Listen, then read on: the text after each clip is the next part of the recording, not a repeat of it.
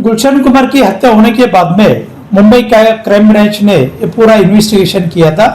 इसमें अबू सलीम सहित रऊफ राजा और एक अनिल शर्मा, मोहम्मद अली और कोई और बहुत से आरोपी थे। इनके ऊपर चार्जशीट कोर्ट में दाखिल किया था और रऊफ राजा को इसमें जन्मठेप की सजा दी है और बाकी के आरोपी को कोर्ट ने रिहा किया है। ये हत्या के पीछे प्रमुख दाऊद था और दाऊद के बाद में अबू सलीम था और अबू सलीम के बाद में ये जो ग्राउंड लेवल के जो शूटर थे, जिसको शूटर, कोऑर्डिनेटर, कॉन्फरेटर और इसमें नदीम श्रवण करके एक है, नदीम जो बहुत से जाने माने सिंगर थे, उसका भी इसमें हाथ था। लेकिन फिलहाल वो ये हत्या के बाद में इंग्लैंड में भाग गए थे और आज till today he is wanted in this Gulshan Kumar case. Nadeem जो है ये केस में आज तक फरार ही चल रहे। इनको वापस लाने के लिए अपने इंडियन गवर्नमेंट ने बहुत ट्राई किया, लेकिन वो अब तक इंडिया में उनका नहीं लाया है उसको। पूछताछ के बाद में क्राइम ब्रांच को यह पता चला है कि अबू सलीम ने गुलशन कुमार को 10 करोड़ के लिए फिरौती के लिए डिमांड किया था और वो देने के लिए गुलशन कुमार ने रिफ्यूज किया था और इसके लिए ही उसका मर्डर हो गया।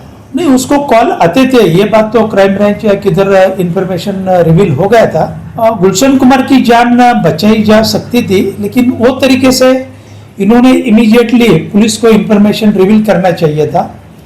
लेकिन जहाँ तक मेरा इंफॉर्मेशन है, गुलशन कुमार के लिए यूपी पुलिस का एक कांस्टेबल या सम ऑफ द पुलिसमैन सिक्योरिटी के लिए थे, लेकिन जिस दिन हत्या हो गई उस दिन वो यूपी का पुलिस जो था उनके प्रोटेक्शन में, वो मेरे ख्याल से उनके साथ में नहीं था। गुलशन कुमार को मारने के लिए, जैसा कि मैंने इसके पहले भी आपको बोला था कि अबू सलीम गिरोह के लिए जो अबू सलीम काम करता था, उनको ये कॉन्ट्रैक्ट किलिंग दाऊद ने दिया था कि गुलशन कुमार जो है वो, जैसा कि आपने उसको डिमांड किया है फिरौती के लिए, लेकिन वो पैसे नहीं दे रहा है, इसके लिए अबू सलीम को उसने मारने के लिए कहा था।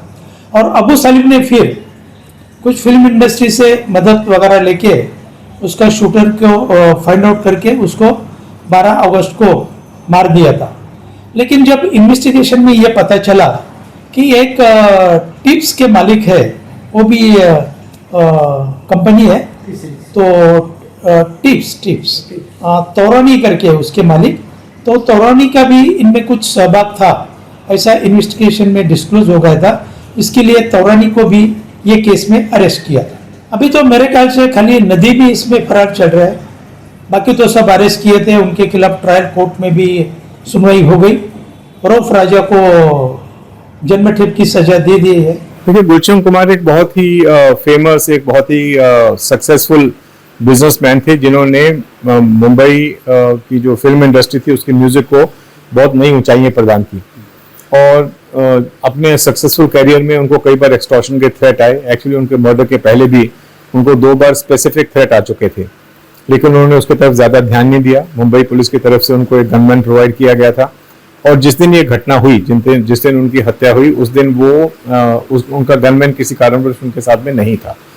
तो इसलिए जो दोनों मर्डरर्स थे, जो राउफ और दूसरा उसका जो साथी था, वो दोनों तकरीबन 1 महीने से उनकी मूवमेंट्स के ऊपर नजर रखे हुए थे। उस दिन जब उन्होंने देखा कि उनका गनमैन उनके साथ नहीं है, तो उन्होंने एक मंदिर के बाहर ही, गीत नगर के बाहर जहाँ पे वो रहते थे उसके नजदीक ही मंदिर था, उसके बाहर उन्होंने उसको मर्डर कर दिया। और बाद में जो राउफ था, राउफ मर्चेंट, वो पकड़ा भी गया, उसने अपना जुर्म भी कबूल कर लिया। फिर उसको सजा हुई, सजा के दौरान वो भाग गया, पर फर्दों पे छूटा और वहाँ से गायब हो गया।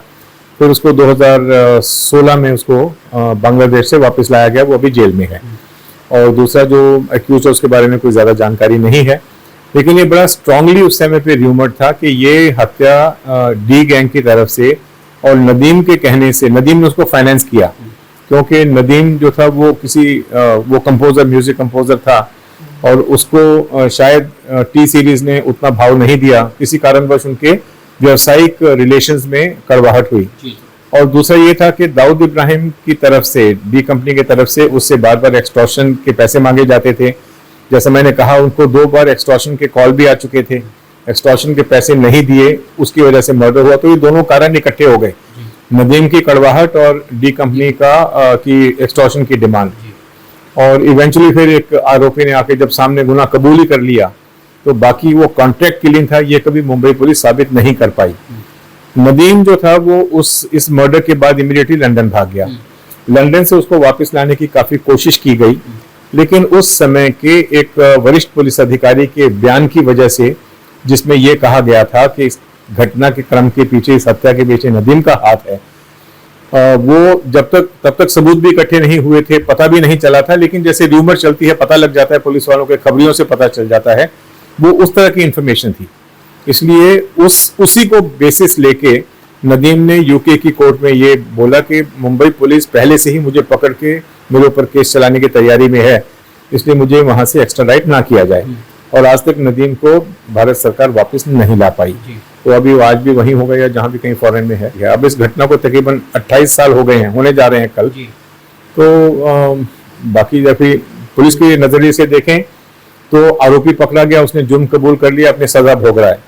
लेकिन जो इस घटना के पीछे जो सही आरोपी थे, वो आज भी सलाखों से बाहर है। मैं उस समय डीसीपी था मुंबई पुलिस में, तो उस समय जो हमने सुना था वो ये था कि कई फिल्मों के इंटरनेशनल म्यूजिक राइट्स उसने दाऊद कंपनी को बहुत कम दाम में देने से मना कर दिया था, जिसकी वजह से बार बार उसको धमकी आती थी। पहले तो वो उससे जबरदस्ती कम पैसे में लेना चाहते थे, जब उसने मना कर दिया तो फिर उससे एक्सटॉर्शन की डिमांड आने लगी। और ऊपर से जैसा मैंने बताया कि नदीम के साथ में किसी व्यवसायिक कारणों की वजह से उसके डिफरेंसेस हुए, तो ये दोनों कारण मिले, वो दोनों दुश्मन इकट्ठे आए और उन्होंने इसका मर्डर करवा दिया। अबू सलेम उस समय पे दाऊद गैंग के लिए ही काम कर रहा था, तो इसलिए वो ऑर्गेनाइज करने में दाऊद इब्राहिम, अबू सलेम, दाऊद का भाई, ये सब लोग इकट्ठे बैठ के प्लान करते थे।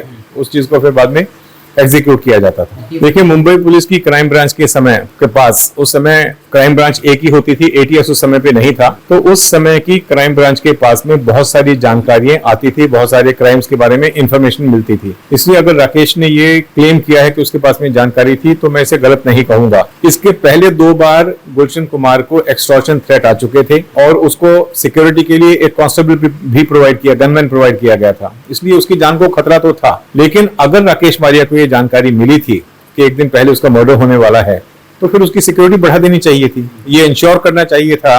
क्योंकि जो 1 हफ्ते से उसके जो मारेकरी उसका रेकी कर रहे थे, वो इसलिए उसके ऊपर फायरिंग नहीं कर पाए क्योंकि उसके साथ में पुलिस का गनमैन रहता था। और अगर ऐसा स्पेसिफिक जानकारी थी कि कल मर्डर होने वाला है, तो मेरे विचार से वो जो सिक्योरिटी बढ़ा देनी चाहिए। देखिए, लिंक्स के बारे में तो मैं नहीं कुछ कह पाऊंगा, लेकिन ये भी जैसा मैंने बताया कि क्राइम ब्रांच के पास सिटी में होने वाले क्राइम के बारे में बहुत सारी जानकारी उनके खबरियों के मार्फत से, उस समय पे टेक्निकल इंटेलिजेंस यूनिट थी, उसके माध्यम से आती रहती थी। तो उनको बहुत सारे और दूसरे गुनाहों की भी ऑफेंस की जानकारी मिलती रहती थी और कार्रवाई भी होती थी, बहुत सारे डिटेक्शन किए जाते थे।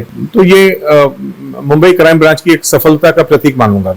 लेकिन 90 से पहले 80s में डी कंपनी का बेसिक काम था एक्सटॉर्शन करना, ड्रग्स के व्यापार में थे, सिनेमा की ब्लैक मार्केटिंग, प्रोस्टिट्यूशन, इस तरह के, फिर डॉक में से चोरी करना, इस तरह के उनके बहुत सारे धंधे थे। और इन्हीं धंधों से फिर जो फॉरेन एक्सचेंज था उसकी कालाबाजारी करना, तो बहुत सारी चीजें, स्मगलिंग से लेके ये सारी चीजें करते थे।